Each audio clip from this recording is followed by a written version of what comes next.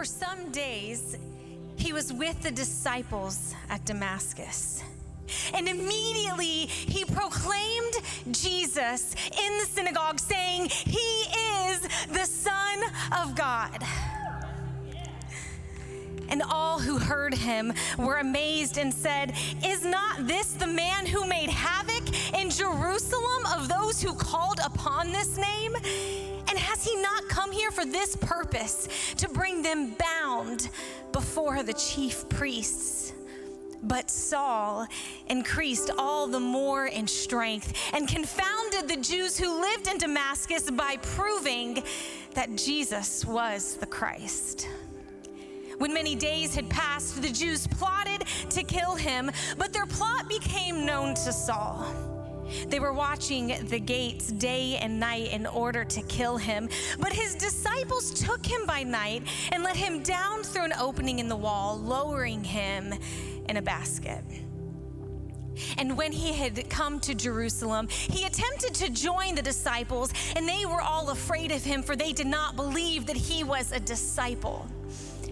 But Barnabas took him and brought him to the apostles and declared to them how on the road he had seen the Lord who spoke to him, and how at Damascus he had preached boldly in the name of Jesus. So he went in and out among them at Jerusalem, preaching boldly in the name of the Lord. And he spoke and disputed against the Hellenists, but they were seeking to kill him. And when the brothers learned this, they brought him down to Caesarea and sent him off to Tarsus. So the church throughout all Judea and Galilee and Samaria had peace and was being built up and walking in the fear of the Lord and in the comfort of the Holy Spirit. It multiplied.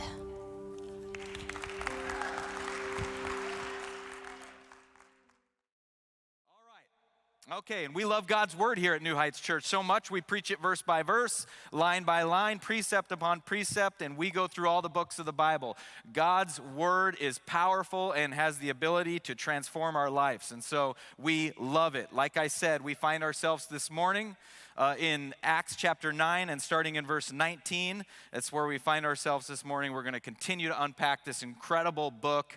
And if you're new to being a follower of Jesus, if this is something you're new to or you're new to our church, you need to understand that the center of the whole Bible is really a person, and his name is Jesus Christ.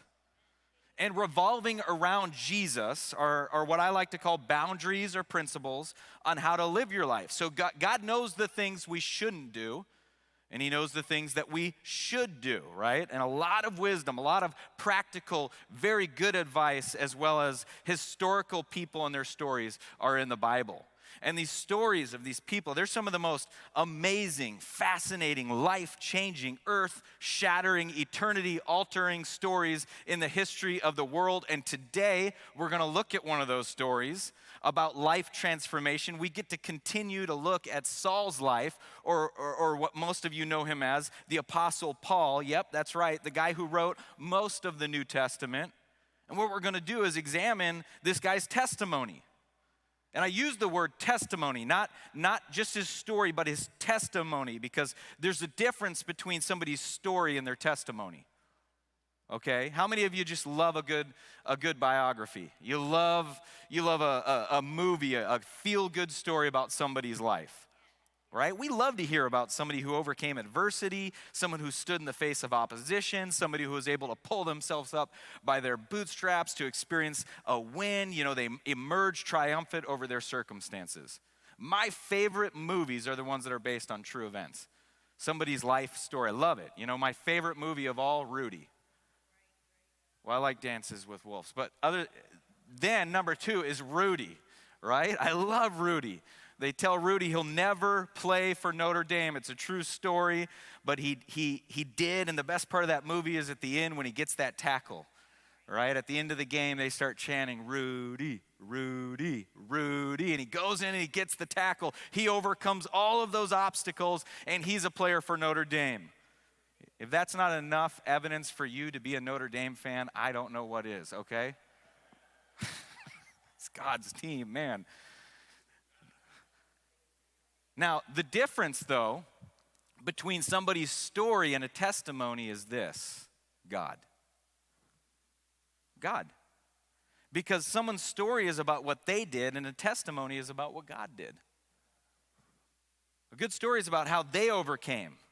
It's a story about how they became something amazing. But a testimony is how God overcame. And a testimony is about how God gets the glory. Someone's story is ultimately about their glory. Hey, look what I did. Look what I accomplished. But a testimony is look what God did. Look what God accomplished. So as Christians, we learn from the Bible, we're not really to seek to have our own story. We're not really to have a story that would make us out to be the hero. And I got to tell you, this can be tricky in Christianity sometimes, because we want to honor those who have done amazing things for the kingdom, but more often than not, we tend to, what we'll end up doing is praising the man and giving the man all the glory and not God. Man becomes the victor. They're the ones who did these amazing things. And these, I'm telling you, they make incredible books. I'm so disappointed so many times when I go to the Christian bookstore and I want to pick up a book of how a church is doing something incredible, and the whole book's about the man, the pastor who did it, not about God. They make good stories, but ultimately, we're not to be the heroes. Man's not the hero. God's the hero. And so ultimately, we need to have a testimony. And in our testimony, it better be that God's the hero. God's the victor. God's the triumphant. God's the glorious. He's the one who's glorious because he's glorious because he loves us, because he's gracious, because he's merciful, because he's compassionate, because he's good. And he's the hero and we're not. And he gets the glory and we don't. So today, as we look at Paul's testimony, not his story, his testimony, I want you to think about your life and how it can be a testimony. Because ultimately, a testimony encourages people in their own life. I mean, think about it. When I hear someone tell their story of God's power in their life, I get encouraged. I get encouraged by a testimony. I think, wow, God is good. He's amazing. If he can do that in this person's life, think about what he can do in my own life. Do you know, Revelations even says, in the face of adversity, God's people overcame them. How? By the blood of the Lamb and by the word of their testimony. It's powerful. Knowing and remembering the work of God in our life, it protects us against the lies and the deception of the devil. We have a testimony because we know what we have seen and what we have heard and what we have experienced from God. We can't be deceived by a lie. Somebody tells us there's no God. No, we know what we've experienced. I'll never forget when I was a little kid, I went to a public school. This was back probably in around 1992 or 1993. And there was this kid in my class who his family had brought him to an Easter egg hunt. And he gave his life to Jesus at the Easter egg hunt. So this was back in the day too, just by the way, where people criticize Easter egg hunts. They shouldn't be a part of church events. And I remember when my dad was one of the first ones to do an Easter egg. Now it's like every church does it, but when he did an Easter egg hunt, boy, they wanted to drag him out of the church and hang him up by a rope. It's another story, though. That's another sermon. But here at this Easter egg hunt, I remember this kid in my class gave his heart to Jesus, and he was so excited, and he said something at the show and tell. He showed the T-shirt he won at the Easter egg hunt, and then he talked about his own testimony. And I'll never forget when he sat down, because the teacher, I grew up in Seattle, and even in 1992, the teacher said, well, that's great for you, but we all know God does not exist. And I'll never forget, he wasn't my friend, he just was in my class, but I'll never forget what he said back. He said, Miss Cannon, you can say what you want, but I know what I experienced. And you can't tell me God doesn't exist because I know what I experienced. He had a testimony. He experienced something. He had a story, all right? Now, I got to be honest, that his testimony encouraged me. But a testimony doesn't just encourage believers, it evangelizes unbelievers too. So sometimes I think we fail to really understand the power of our testimony. Your testimony is powerful because it testifies not just that God is alive, not just that he's loving, not just that he's good, not just that he's powerful, not just that he's true, but the fact that he's manifested all of that in your own life. That's a testimony. When you share your testimony, you become a living epistle. You become a story of God's grace that not only encourages believers, but it evangelizes unbelievers. Your testimony makes Jesus real to people. You have a testimony. You have a reason to share your testimony. So the question I want us to consider today as we look at this text is, what does it look like for a man or a woman who is living out a testimony for God? What does that look like? What does it look like? And I think some of what we see through the life of Saul today is going to help us understand a few characteristics of what it is to be a man or a woman living out their testimony for the world to see. So the first thing we'll look at, we're going to look at the latter part of verse 19, so 19b through 22. But we're going to see living out our testimony involves sharing the gospel. I know, it's real deep, isn't it? Living out our testimony involves sharing the gospel. Look with me at the end of verse 19. It says, for some days he was with the disciples at Damascus. You know, he spent time with the disciples. Don't just read over that and not think anything. You can't survive as a solo saint.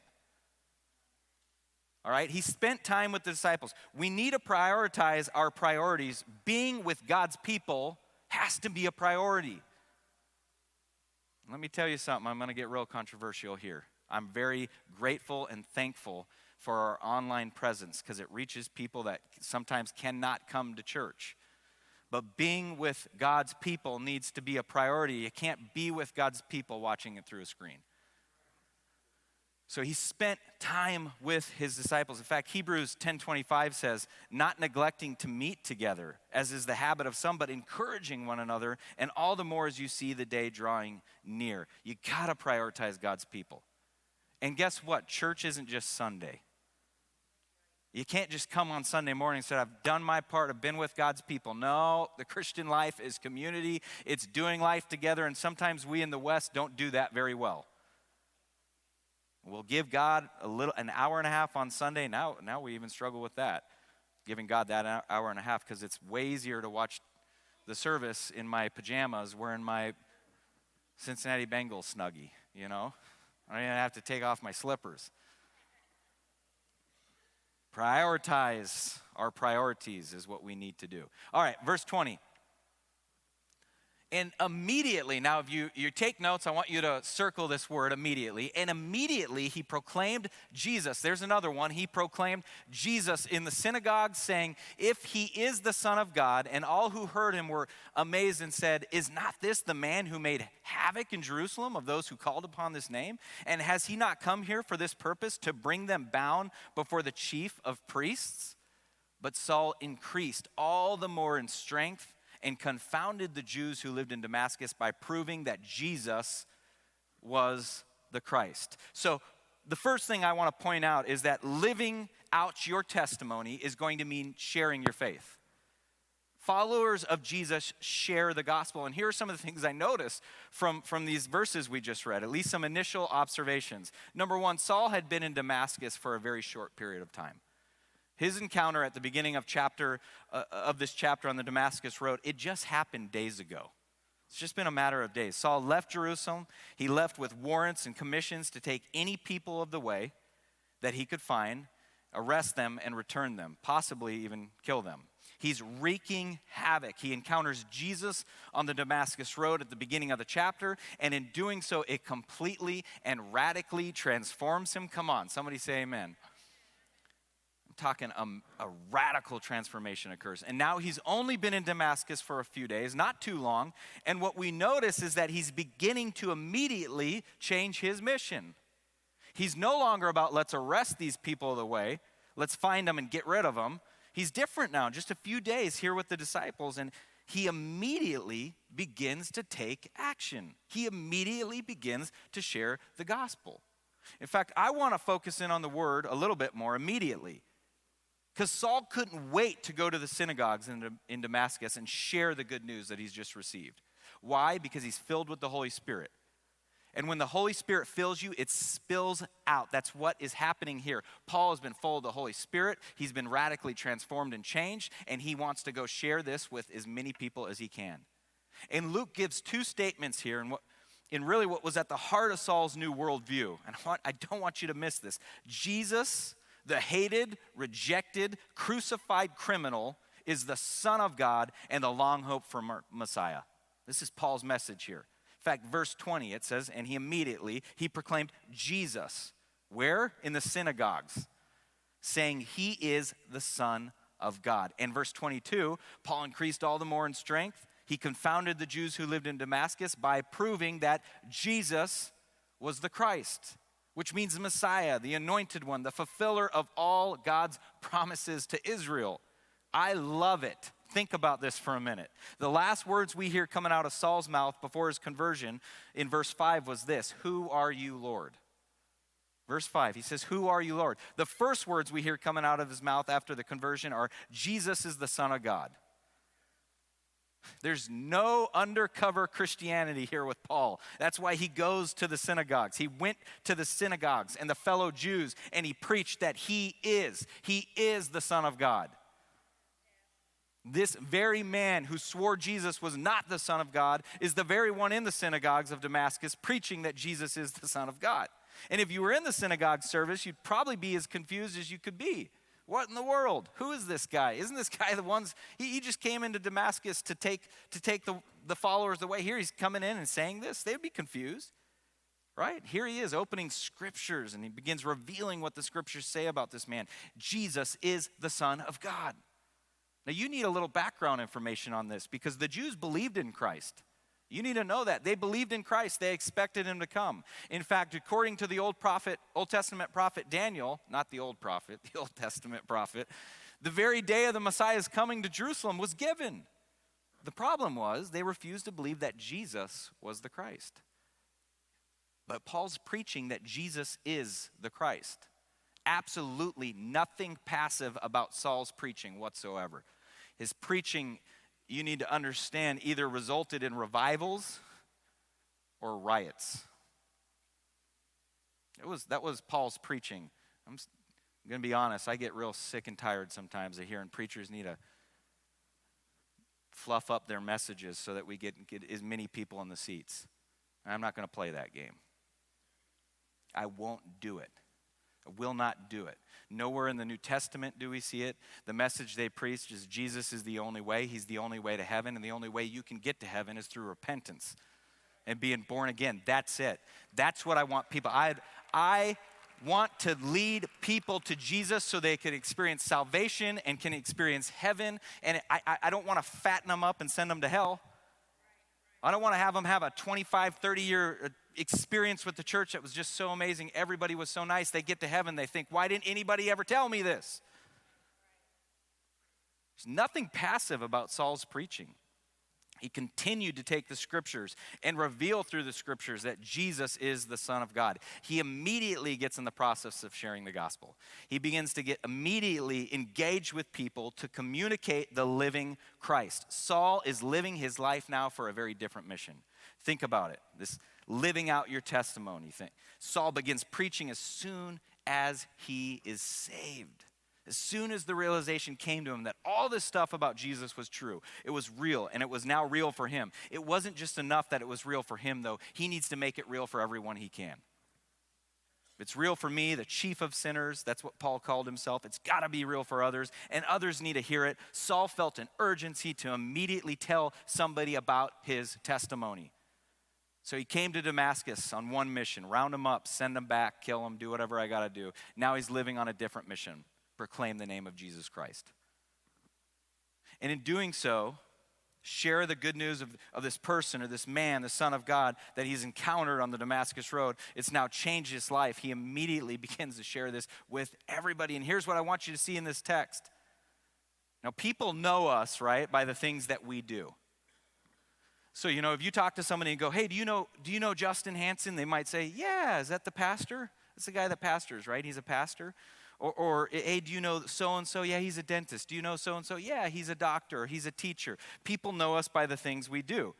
I mean, we kind of begin to get a little bit of our identity in the things that we're associated with. So not just jobs, but if you would walk into my office right now, and by the way, this is a hint to come visit me this week.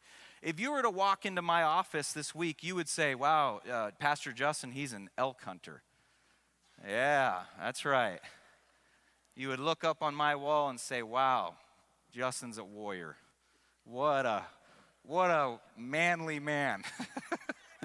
No, all right? Oh, people might say, oh yeah, I know Dave, he's a deer hunter, or I know Ian, he's a runner, or I know so-and-so because they're UC Bearcats people, or if you've been saved and redeemed, they're Notre Dame people, right? Okay, we begin to get, I just lost 75% of my crowd. We begin to get identified with those things, right? We're identified with the things that we're associated with. Not because somebody just goes, oh yeah, so-and-so, I think you're a this, or no. But people identify us based on the things that we do or we're associated with, right? So if I ask, hey, do you know Nancy or Daryl or whatever, and they're like, yeah, I know them. Well, tell me about them. The first thing they're probably going to say is, oh, they're from Kentucky. I think they work in the medical field. Yeah, that's what they're going to, or different things that they're involved with. Oh, yeah, they're skiers, or they really like the lake, okay? So we're known by things that we do. The question, just something to chew on here, is if I were to go to somebody and ask them if they knew you, and they say, oh yeah, I know so-and-so. And I said, good, can you tell me about them? What would they say? Would they tell me, oh yeah, well, they're a Christian, or they really love Jesus, or they're really committed to their beliefs, and they're committed to sharing those beliefs? My question is, are you known by that? Is that something that would be in that list? I'm not saying it's bad to be known as a Notre Dame fan or a UC Bearcat fan or someone who loves to run or somebody who loves to hunt. Those things aren't bad. But does Jesus make that list? Are you that in love with Jesus and he's that much a priority in your life that the people around your life are going to be able to say that person's committed to Jesus? Now, it's a fair question. I did this for myself, by the way, as I worked on this sermon. I asked myself these questions. But Saul had a very defined reputation. And that's what we're seeing here in this text is people were like, hey, this guy was the guy that was going after Christians. That was his reputation. He was known for that reputation. That's why it doesn't make sense. To them, they're like, why are you talking about Jesus now? I thought you were here to get rid of these people who said Jesus was the way. None of what you're saying right now matches your reputation, Saul. His past experience was impacting his current, no doubt. But it didn't change the way he communicated the gospel. And I want you to know, by the time Saul, or the Apostle Paul, did die, this was no longer his reputation. His reputation, by the time he died, was that he was a follower of the way, committed to the way. But at this point, his life, the things that he was associated with, he had a reputation. Now, what impacts us is this. Listen, the things that we do make a difference in how people understand who we are. Okay, the things that we do make a difference in how people understand who we are. And if we're going to be a disciple, if we're going to be a disciple of Jesus, a follower of Christ, then we should be communicating the gospel. That needs to be something that we do. Okay, are we known by people as someone who shares the gospel? You know, James, the brother of Jesus, he put it this way in James 2:18. He says, but someone will say, you have faith and I have works. Show me your faith apart from your works and I will show you my faith by my works. So we're known by what we do, and if we're disciple makers, are we reaching people? Are we sharing the gospel? You know, and I want to touch, because I can't talk about sharing the gospel and not at least highlight this, but I want to touch on the fact that there's a difference between talking about the gospel and sharing the gospel. Okay, talking about the gospel should never, listen to me, it should absolutely never be a substitute for sharing the gospel. One thing I feel the Holy Spirit really impressing upon me is that we as a church, we as New Heights Church, need to reestablish personal evangelism as a major priority of the Great Commission. Personal evangelism. I've said it so many times. What happens here on Sunday is not the best ministry. The best ministry should be taking place outside these doors Monday through Friday. That's when the real ministry takes place, right? So we've got to reestablish personal evangelism. And I take that on myself as the spiritual leader of this church. I was so convicted when I read an insert from Dr. Paige Patterson, who said this at the Southern Baptist Convention. Listen to what he said. He said, talking about the gospel is as far removed from effective witness as talking about race cars is from driving in the Indy 500. I'm thrilled that anyone wants to talk about the gospel, but talk is cheap. like-minded people can easily sit in pleasant venues and talk about how to define the gospel, but to go to the highways and the hedges and compel them to come in is a much more difficult situation. A witnessing church is the product of much concerted intercession, the example of a pastor who establishes the standard by his own actions, and the focus of a church on those who languish in their sins. That's powerful. I was so convicted. But I don't know about you, just that stirs up a missionary spirit in me when I read something like that. I mean, think about this. The gospel is the story of a missionary God who sent his missionary son and now indwells us by his missionary spirit. The truth is, talk is cheap, even when the talk is about the gospel. So I'm praying that our church would be full of people who will not settle for conversations about the evangel that don't lead to evangelism. Okay? I'm praying that the Holy Spirit is going to work in us and through us, we as a church, corporate, as we recommit to seeking the lost. I am just beating my head over a wall every week asking God, how can we go from being a church where Sunday is like the Super Bowl of what we do to a church that goes out and realizes we're heading out to the mission field every time we walk out those doors? How can I as a pastor lead your flock, God, into that direction? How can we move in that direction where everybody who says New Heights Church is my church takes on that calling? When I go to work, I am going to make disciples. As I go in my life, I'm going to make disciples. Are we doing that? Are you doing that? Are you sharing the gospel? Because Saul was. Saul shared the gospel. He wasted no time. And this moves me to our second point.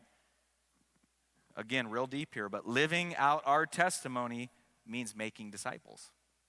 And what we're going to see, I'm going to read to you verses 23 through 25, but then I'm going to go through the rest of the verse all the way down through 30, because I feel like it's proof for this. And then I'm going to share at the very end something from those last verses. So they kind of go for both points, okay? Both points here. So living out our testimony means making disciples. Disciples make disciples by sharing the gospel. And if we're going to be men or women living out our testimony, we need to be sharing the gospel. But we also need to be making disciples, because there's a difference. And in all honesty, if I'm going to be truthful to you, this is the hard part of the Great Commission. It really is. As a pastor, this is the part where I sit down, and because I'm human, your pastor's human, I'm just like you. I'll sit down as the pastor of this church, and I'm thinking of these grand schemes. How can we grow and be powerful, and how can we make a difference in the community? And then when you get stuck with the question is, how do you make disciples? You're like, it almost feels like sometimes it just puts the brakes on it. Because there's all kinds of things we can do to motivate people, to get people in these chairs. We can do all kinds of great events that make the community know we're here. But how do we actually make disciples? I mean, how do we see growth in somebody's life? This is the hard part of the Great Commission. And if I'm going to be just totally transparent with you today, I feel like I haven't done a good job in the last 3 years of doing this. I'm still trying to figure this out. I feel like we've got to do better as a church of making disciples. Making disciples. So people know God because someone's going to share the gospel with them, and then we build them up in their faith, and we make them disciples. This is why we use certain language around here. You know, you might know it, right? We want people to know God, find freedom, discover their purpose, and make a difference, right? So obviously, people know God because someone's going to share the gospel with them. And then we build them up in their faith, and we make them disciples so we can help them discover their purpose and make a difference. And when they've done that, then they're going to replicate the cycle all over again. And this is why we try to believe in this. It's not just because Chris Hodges came up with it. We believe this is gospel. This is biblical. This is what we need to be doing as a church. And look again at verse 23. It says, when many days had passed, the Jews plotted to kill him. Please remember this. Preaching Jesus doesn't always end the way we want it to. Okay, he preached Jesus, and now they're plotting to kill him. Verse 24, but their plot became known to Saul. They were watching the gates day and night in order to kill him. Not a real royal exit from Damascus, but it is what it is. But his disciples, and take notice of this, his disciples, Paul's disciples, this is important, we'll come to it in a minute, took him by night and let him down through an opening in the wall, lowering him in a basket. Oh, I'm jumping ahead. I'm getting too excited.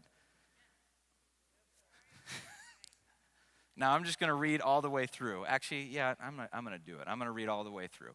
We're okay. And when he had come to Jerusalem, he attempted to join the disciples, and they were all afraid of him, for they did not believe that he was a disciple.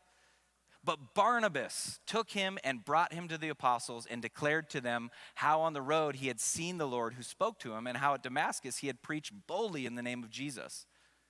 So he went in and out among them at Jerusalem, preaching boldly in the name of the Lord, and he spoke and disputed against the Hellenists, but they were seeking to kill him. Again, preaching Jesus does not always end the way you want it to. Verse 30, and when the brothers learned this, they brought him down to Caesarea and sent him off to Tarsus. Now, I love Barnabas. Don't you? Come on. Somebody once said, a friend is one who comes in when the rest of the world goes out. So when you feel like everybody else sort of casts you out, nobody cares, it's the friend who's going to come in, stay with you, stick by you, and be there to nurture you and to keep your feet on solid ground. That's a friend. Let me just say, we need friends. We need community. We need Barnabases in the church. Every church needs people like Barnabas. Someone who's going to come in, put their arm around maybe a younger believer, maybe rough around the edges, right? People with a different, even weird background, kind of people that many Christians just don't want to spend the time of day with because they're so messy. And if they get involved in this person's life, then their hands are going to get dirty. Sometimes they just don't want to. But Barnabas was the guy that put his arm around that person and said, I'm going to bring him in. Barnabas was ready to get his hands dirty. People are messy. Church is about people, though. You can't just come in and criticize everybody. It doesn't work that way. You got to come in and be a part of their life, right? Barnabas is, they're going to encourage people. They're going to vouch for people. They're going to stand with them and disciple them in the body of Christ. And Saul was with Barnabas in Jerusalem, okay? Now, verses 28 through 30, it's pretty difficult.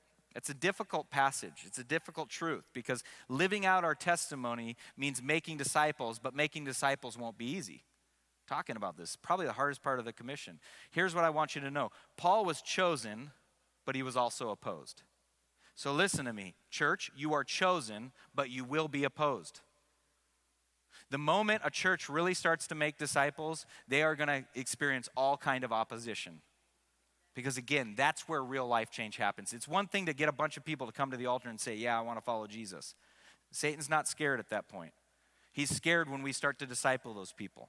When they become disciple makers, they start going out in their community and they're boldly proclaiming the gospel. They're bringing people alongside of them and they're making disciples. That's when the enemy gets scared. And when a church commits to doing that, they're going to get opposed. It's just how it is.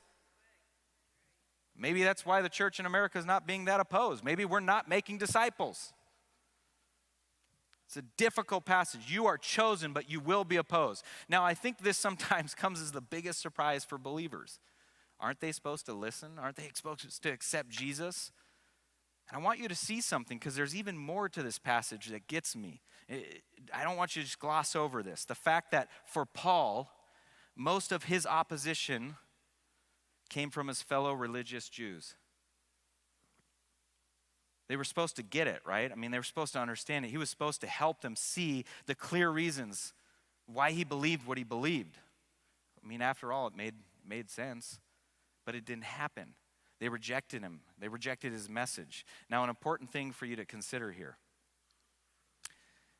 I'm going to be real vulnerable. You know, the worst names I've ever been called were not from people outside the church. The worst names I've ever been called came from within the church. It came from other religious people. And I even lived in countries that were absolutely opposed to Christianity. I see this in verse 26 because even the church didn't have Paul's back. Look at verse 26. It says, they were all afraid of him for they did not believe that he was a disciple. Hardest lesson for me in Christianity was to learn to work for an audience of one. Okay, the hardest lesson in Christianity for me was to learn to work to please an audience of one. I am human. I get hurt when church people hurt me. And then on top of that, as a pastor, I got to deal with people coming in my office all the time who have been hurt by not people outside the church, but people who have been hurt by people in the church.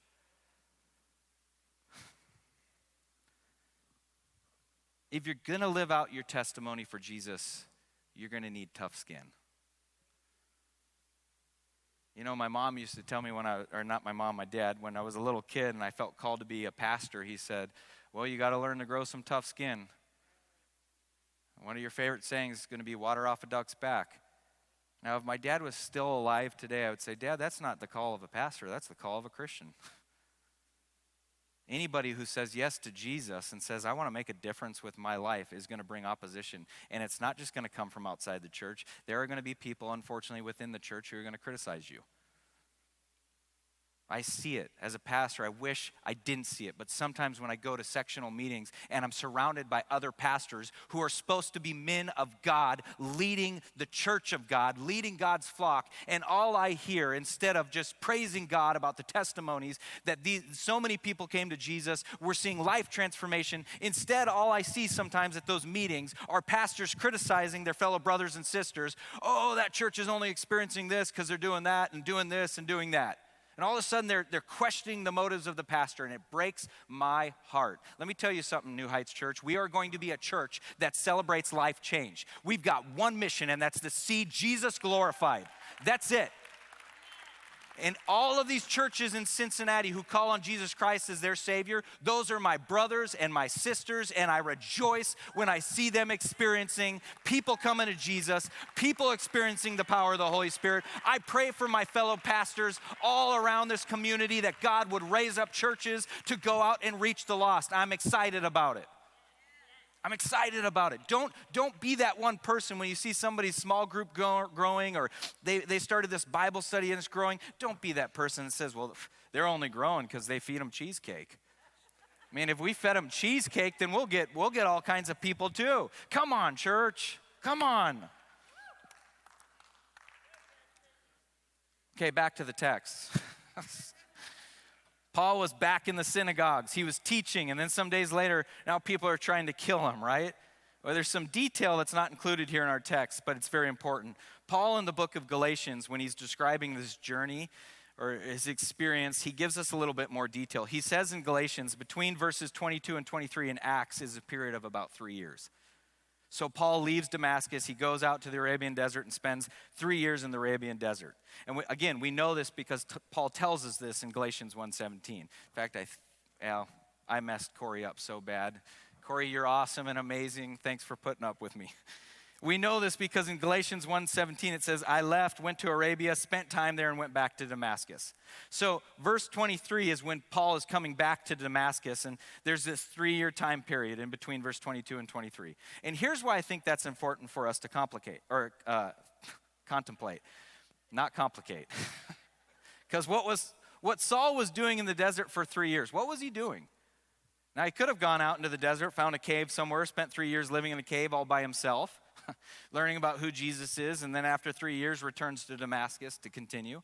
But that isn't what Saul did, because we're told now that he has disciples. Remember I said that's important to take notice. It said his disciples.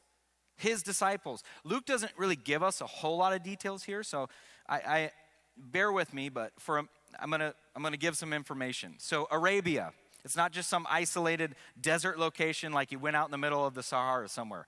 That's not what was happening. In fact, there's a king that rules this entire territory. As a matter of fact, one of the rulers of Damascus was put in place to rule Damascus by this king. So when Saul goes out to Arabia into the desert, he may have spent a lot of time by himself, but there are people out there. There's a community. He's living in a community. And he doesn't just go twiddle his thumbs for 3 years and just learn about who Jesus is and what God's done. He's continuing to take the gospel to this group, okay? He's sharing the gospel, and in doing so, he's making disciples. So when we see him return, why is it that all of a sudden the Jews wanted to kill him? All of a sudden they want to kill him because he's been going for 3 years. And what has he done? He's been stirring things up. He's been telling people about Jesus. He's continued his mission. He didn't walk out into the desert, leave Damascus, and just go, okay, I'm going to disappear for a few years. No, he goes and he goes on mission. He's living his life on mission. I've said it so many times. The Great Commission is not just for missionaries who go and make their life the vocation of being a missionary.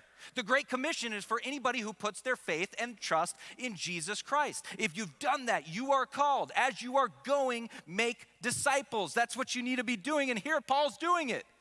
He hasn't been commissioned by the church yet. They don't look at him and recognize him as a missionary, and he's still making disciples. As he is going, he's making disciples. Listen, I've said it before and I'll say it again. Our circumstances or our location, our job may change, but not our mission.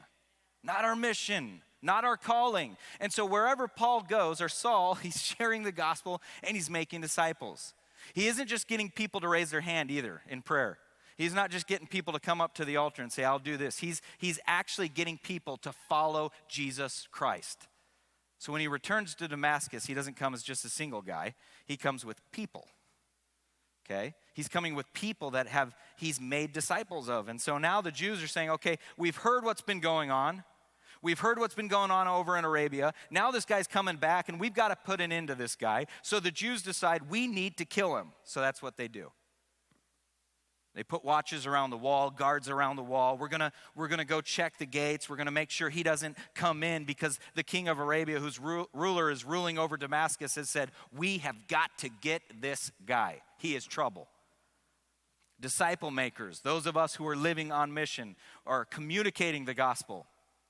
But what we're also doing is we're making disciples. So if you're gonna live out your testimony and evidence, and I said an evidence, not the evidence, and evidence that we're living out our testimony is that we're making disciples. Here's an introspective question for you, rhetorical here, don't answer out loud. Here's a question for you. Do you have at least one person in your life that you know is not a believer, and if they died today would go to hell? Do you have people in your life? You could say yes to that. Do you have that person in your life? Are you having conversations with them?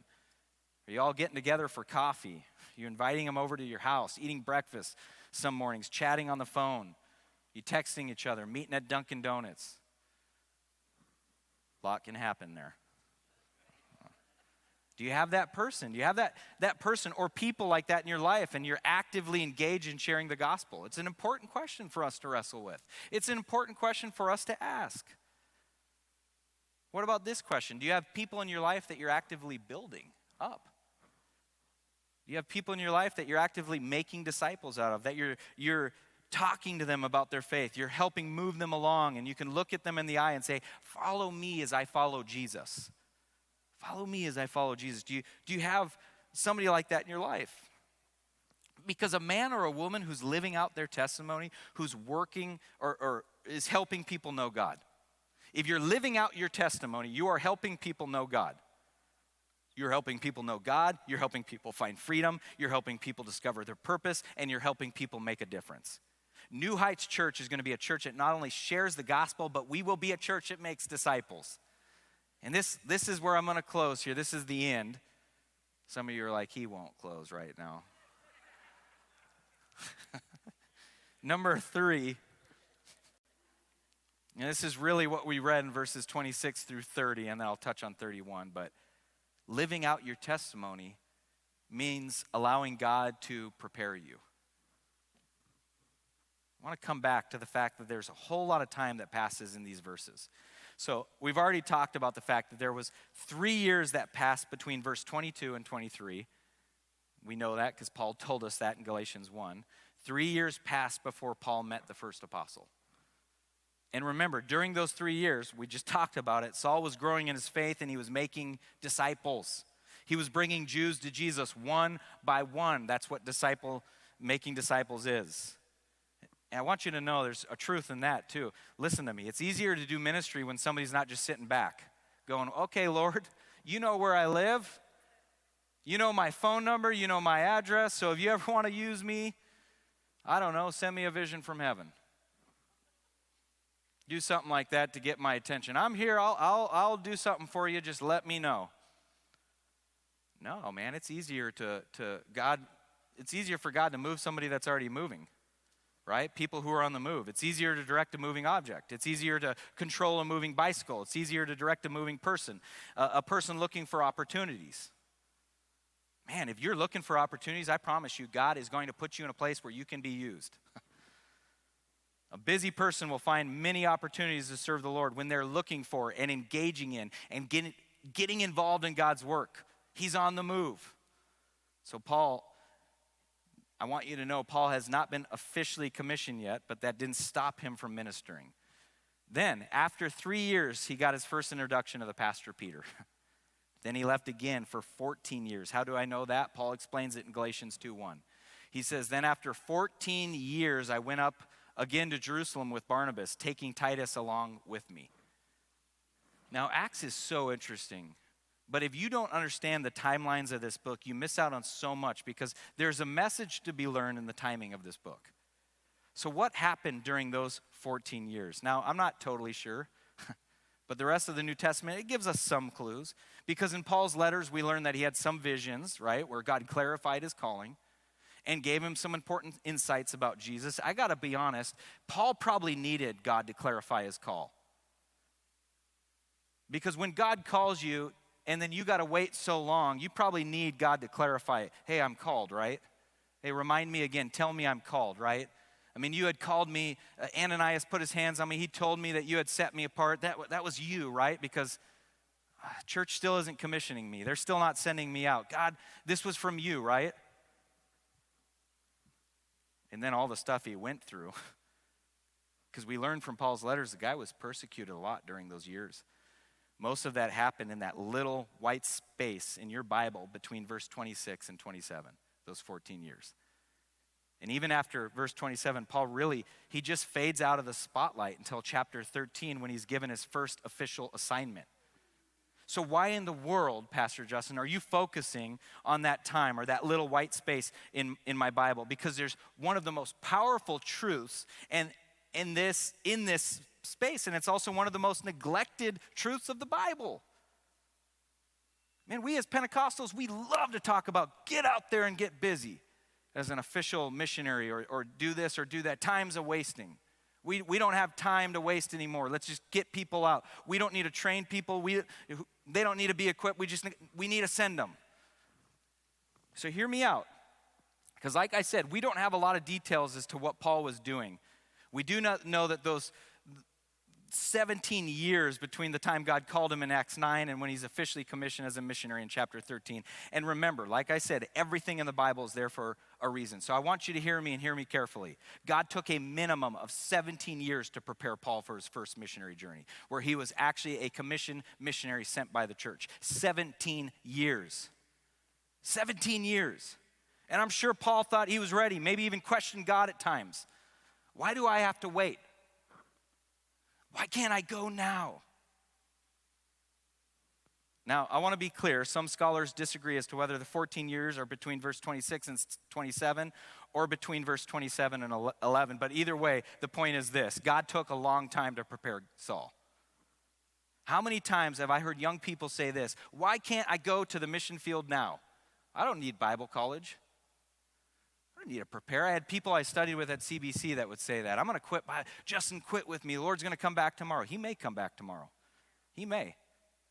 We got to be ready. God, I'm not saying that, but what frustrated me the most about this is why couldn't they see that God is sovereign? He's directing everybody's steps. And if God took 17 years to prepare Saul, you can't give 14 years to prepare for what God has called you to do. We get in a hurry, don't we? God took a long time in preparing him. Crazy to think that he had to wait 17 years before he was officially commissioned from the time that God told him what he would do. And those 17 years were not fun, by the way. 2 Corinthians 11:24, it says, 5 times I received at the hands of the Jews the 40 lashes less 1, minus 1. Listen to me, Jews didn't want to break the law. So that's why. In fact, Deuteronomy 25:3 reads this, 40 stripes may be given him, but no more, lest if one should go on to beat him with more stripes than these, your brother be degraded in your sight. So that's why he would be lashed 39 times, right? Jews didn't want to break the law. So we know this was during we know that during the last half of Acts, Paul suffered at the hands of the Gentiles, not the Jews. So this would have been a part of his life before he was actually commissioned as a missionary. He's living out mission every day, even though the church has not fully commissioned him and officially recognized him as a missionary. He's still out there making disciples, being opposed, being persecuted. He is living the Christian life. He is living on mission. You have been called to live on mission. Whether you are a student at Central Bible College preparing to go to the mission field, you've got to realize you're on the mission field.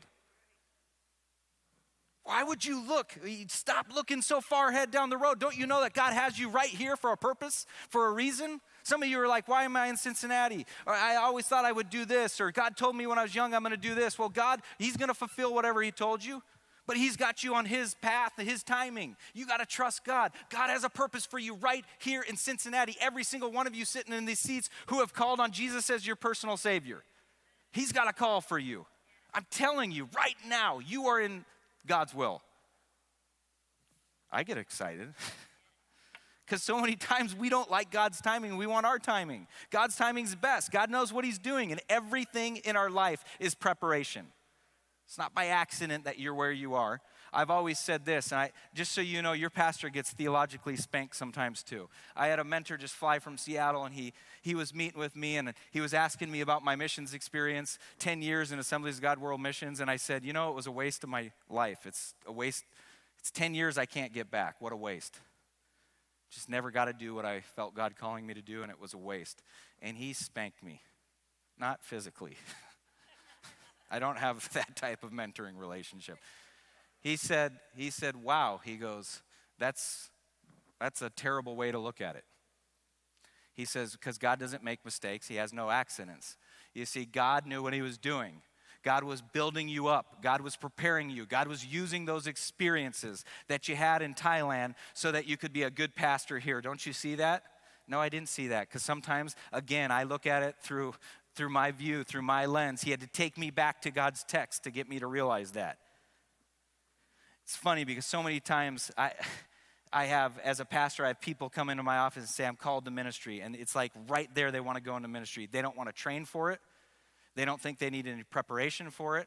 It's hard to convince people to even go to Bible college. And I remember when I was commissioned to be a missionary, and I remember going through our interviews, and I remember sitting down. I think it was Greg Mundis, who now is the executive director of World Missions, asked me a question that embarrassed me so much. I said, I've been called to missions all my life. And he said, okay, tell me what you have been doing now. What do you mean? Tell me, you said you're called to go to India. Tell me what you have been doing to reach Indians now, in your life right now. Nothing, I'm just getting ready to go to India.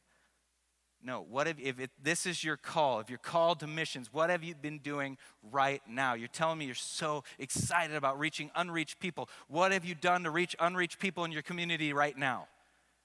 I thought I wasn't going to make it. I thought Greg Mundis was going to write no, because I had to answer the question honestly. Nothing. He was making a point. If you're called to reach disciples, why are you waiting? Why are you looking so down the road that you miss out what God's trying to do in you right now? What are you doing right now? God's timing. Man, I'm telling you. God's not shy about preparation, by the way, in the Bible. In fact, everyone he calls, he prepares. So this kind of delayed preparation is pretty common in Scripture. I actually would almost say it's standard. Hang with me for a minute. God called Moses to lead Israel out of Egypt. Then he had him tend sheep for his father-in-law for 40 years. For 40 years, David was anointed by God to be the king of Israel, but then he was sent back to the pasture to shovel sheep dung. Later, when he got his first big break in the palace, he was falsely accused, and he would spend the next decade running for his life as a fugitive. When I went to Israel, I saw the caves he had to hide out in. I'd be pretty ticked off if God told me I'm going to be the next king, and then I got to live in a cave like the ones I saw. God told Joseph he was going to use him to save Israel, then sent him off to slavery and prison for 2 decades. Moses, 40 years. David, 15 years. Joseph, 20 years. Paul, 17 years. You're complaining about how long it's taken God to get you where you want to be. I'm talking about me here, not you. Man, I was called when I was 12 years old. I told my son today, we're driving home. I said, Asher, you're 11, you're about to turn 12. When I was 12 years old, God called me to be a pastor. I didn't get voted in to be a lead pastor until I was 37 years old. 37 years old. He took me to India and Thailand first. Billy Graham said this, and I love it. He said, if I had to do it over again, I would spend more time in spiritual nurture, seeking to grow closer to God so I could become more like Christ. I would spend more time in prayer. I would spend more time studying the Bible and meditating on its truth, not only for sermon preparation, but for life. Let me tell you something, church. Don't waste your time.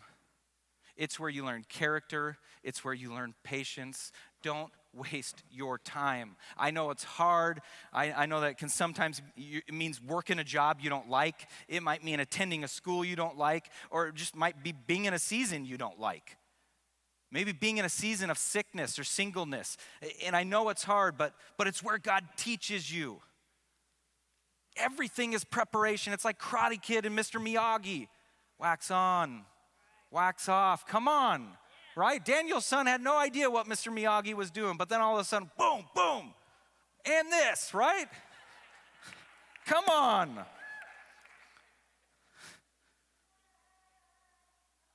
So, verse 31. You had a reason not to believe me when I said I'm closing, but worship team, I am closing now. Verse 31, so the church throughout all Judea and Galilee and Samaria had peace, and it was being built up. And walking in the fear of the Lord and in the comfort of the Holy Spirit, it multiplied. Oops. Look at that. Corey had everything for me. Look at that. He is amazing. Give it up for Corey and our tech team. They got to put up with me. The church in Jerusalem had grown to several thousand before it was scattered. Its scattering didn't stop from growing and probably actually encouraged growth.